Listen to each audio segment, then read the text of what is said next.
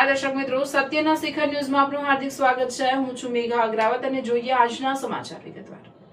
2027ની આવનારી વિધાનસભા ચૂંટણીને લઈને દરેક પાર્ટી દ્વારા આગોતરી તૈયારીઓ કરવામાં આવે છે, જેમાં નવા હોદ્દેદારો કાર્યકરોની નિમણૂક કરી હાલના હોદ્દેદારો દ્વારા તમામ કાર્યકરોને સક્રિય કરવા ચૂંટણીલક્ષી કાર્યક્રમો યોજી તમામ હોદ્દેદારોને તાલુકા વાઇઝ જવાબદારી સોંપવી અને વધુ સક્રિય રહેવા જેવી કામગીરીઓ સોંપવાની ચર્ચાઓ કરવા માટે આજ રોજ ઉપલેટા ખાતે એક મહત્વની બેઠક યોજવામાં આવી હતી।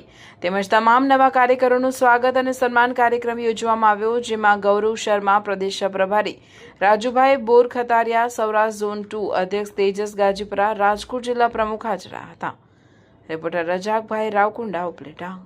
આમાં જે નવા નિયુક્ત થયેલા તમામ પદાધિકારીઓ છે એ મોટી સંખ્યામાં ઉપસ્થિત રહ્યા હતા। એમનું સ્વાગત સન્માન કરવામાં આવ્યું અને આમ આદમી પાર્ટી આજે જે મિશન 2027માં જે આખા જે લેવલ વાઇઝ જે કામ કરી રહી છે, સંગઠન જે વિસ્તારનું કામ કરી રહી છે, એ બાબતની મહત્વની મિટિંગ હતી।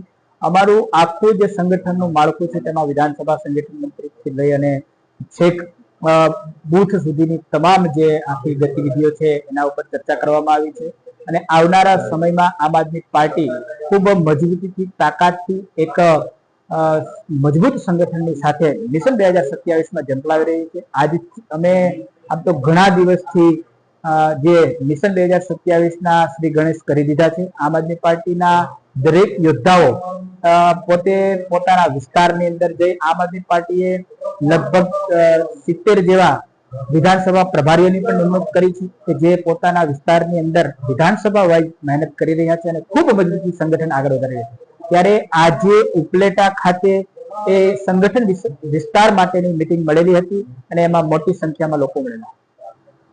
किस तरीके से संगठन को ले जाया जा सकता है, उसी विषय में आज जो है हमने अपने संगठन के सभी पदाधिकारियों के साथ बैठक की है, क्योंकि 2027 जो है किसी भी स्थिति में जो है आम आदमी पार्टी को जीतना है तो पूरे सभी संगठन के कार्यकर्ताओं में बहुत ही ऊर्जा है और बहुत ही समर्पित भाव से जो है लगे हुए हैं। अभी आपने हाल फिलहाल में हमारे यहाँ पर हुए लोकल बॉडी इलेक्शन में भी हमारी पार्टी के कार्यकर्ताओं का समर्पण भाव देखा और बहुत अच्छा रिजल्ट रहा हमारे पोरबंदर जिले में और आसपास के जिलों में। तो बस उसी को लेकर जो है और बेहतर बनाया जा सके संगठन को, जिससे 2027 में हमारी सरकार यहाँ बन सके, उसी विषय पर मीटिंग की। आपकी दूसरी आगे क्या भूमिका रहेगी? हाँ, मुझे अभी सहप्रभारी नियुक्त किया गया है, तो मेरे को जो है 4 जोन्स का प्रभारी मतलब इंचार्ज बनाया गया है, जो मेरी देख में होंगे। इसमें मुझे संगठन के सभी कार्यकर्ताओं से मिलना है और मजबूत किस तरीके से बनाया जा सकता है उस पर जो है काम करना है।